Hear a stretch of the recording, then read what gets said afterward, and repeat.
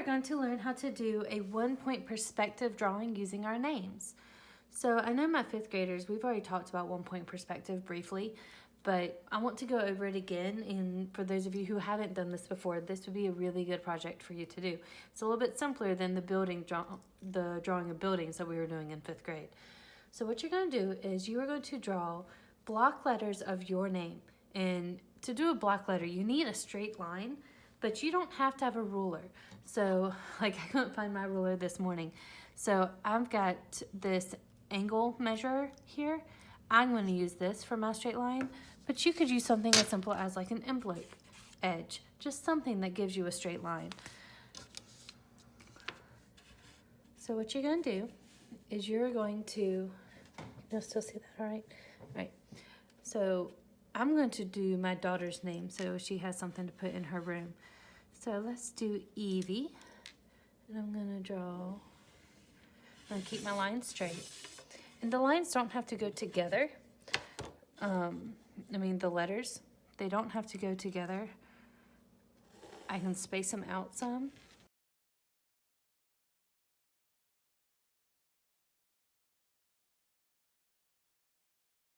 And again, if you have a really long name, your letters need to be a little bit smaller to make them fit on the page. If you have a really short name like Evie, you can do larger letters. Now, a ruler would be helpful in this, like I said, but it could be any straight edge. It does not have to be a ruler. You can use any straight edge. So once you have your name done, and again, any name, you can use your first name, your last name, your sister's name, it doesn't matter. Once you have your name done, we're going to find 1 point, and you're going to think about that 1 point and how you want your artwork to look. So I want mine to look like it's rising. So if I want the letters to look like they're rising up, then my point's going to be down here. If I want my letters to look like they're falling, my point would be up here. My letters are a little bit higher on the page, so I want my point to be down here. That gives me more room to work. You do not want to choose a point that's in between your letters. I feel like that would be very hard.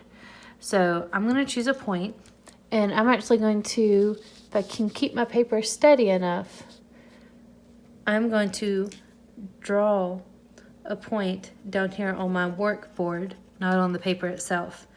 Everyone see that? Can y'all see the point I drew? Yep, right here. Now, what I'm going to do is I'm actually going to hold my paper still. I'm going to put a little tiny bit of tape in the corners, just so it doesn't move on me. There we go. All right. Now, every corner, every line needs to go to this dot. And I could draw other shapes around this. I could draw stars or hearts. Hearts would be hard, but stars or squares. Let's say I draw a square right here. Maybe I do a square up here. Squares are easy because you know you got your straight lines.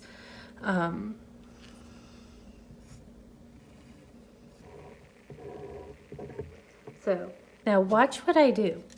Every corner of my letters and my squares, I'm going to line up with the dot. Again, you don't have to have a ruler, but you need something with a straight line. And I'm just going to draw from that corner to the dot. Can y'all see that?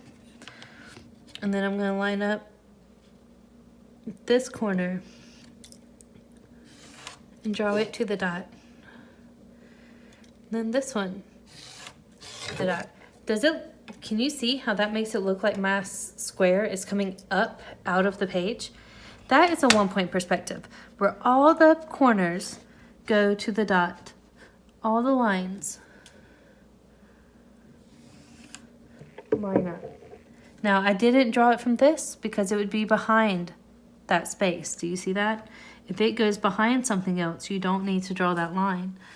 So the line from the back of my square, I don't need to draw because it would be behind the shape that is coming up. So now that's the easy part. When it comes to the letters, I'm going to start with my easy corners, the ones that are closest to me.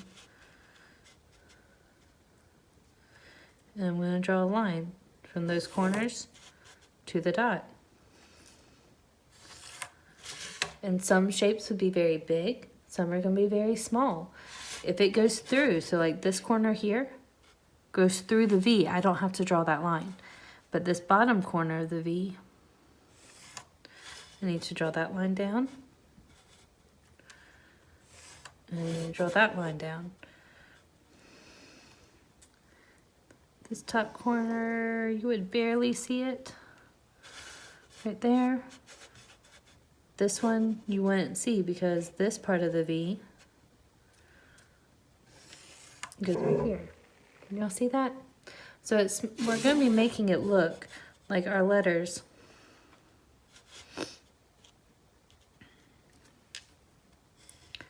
are rising up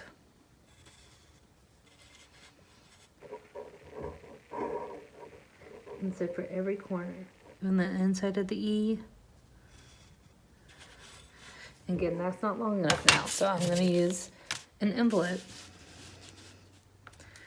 and just line it up. Make sure that the envelope touches the dot on one side and the corner on the other. This is really good practice for those of you who haven't used straight edges often, a ruler or anything else. This is really good practice on how to line up a mark and draw it. So the top of that E did not go through the V because it's behind the V. Can you see that?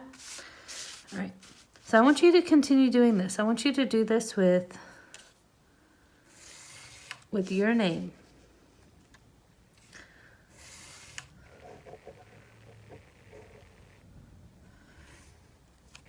And what I'm going to do is once I'm done drawing it, I'm going to color it.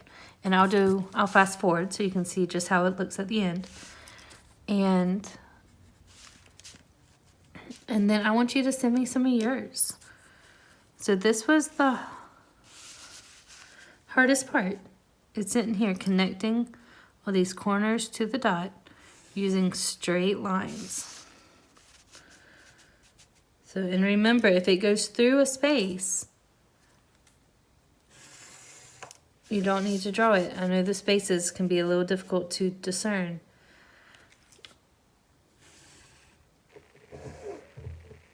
But you're only going to draw the spaces that are closest to you. So, like for this E,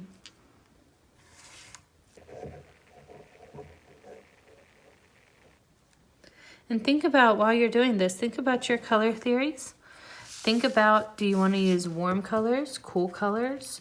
Do you want to make it pop? If you really want to make it pop, you would do the lines coming out one color and your letters an opposite color.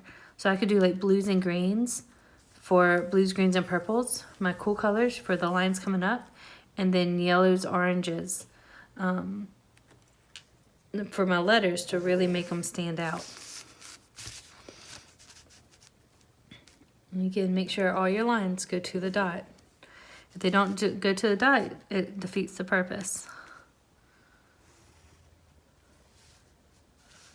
I think that's it for the E. I gotta do my square up here. So again, lining that one up to the dot.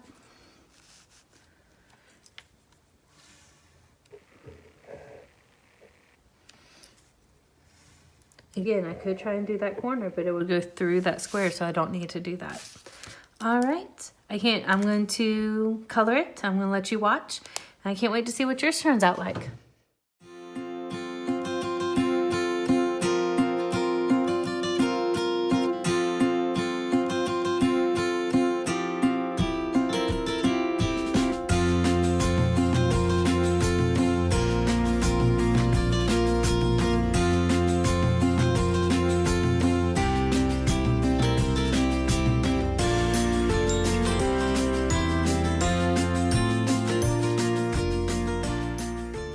My finished piece.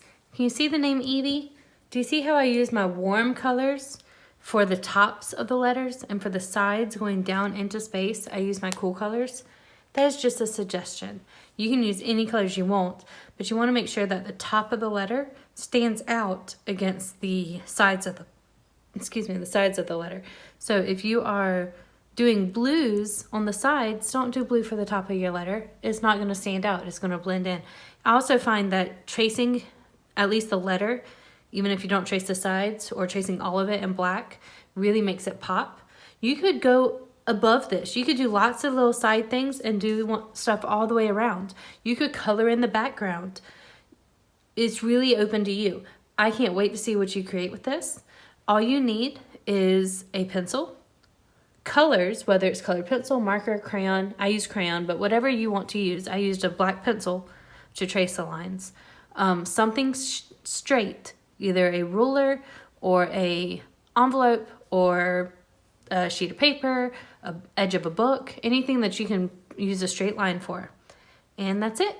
I hope y'all enjoy. Have a good one.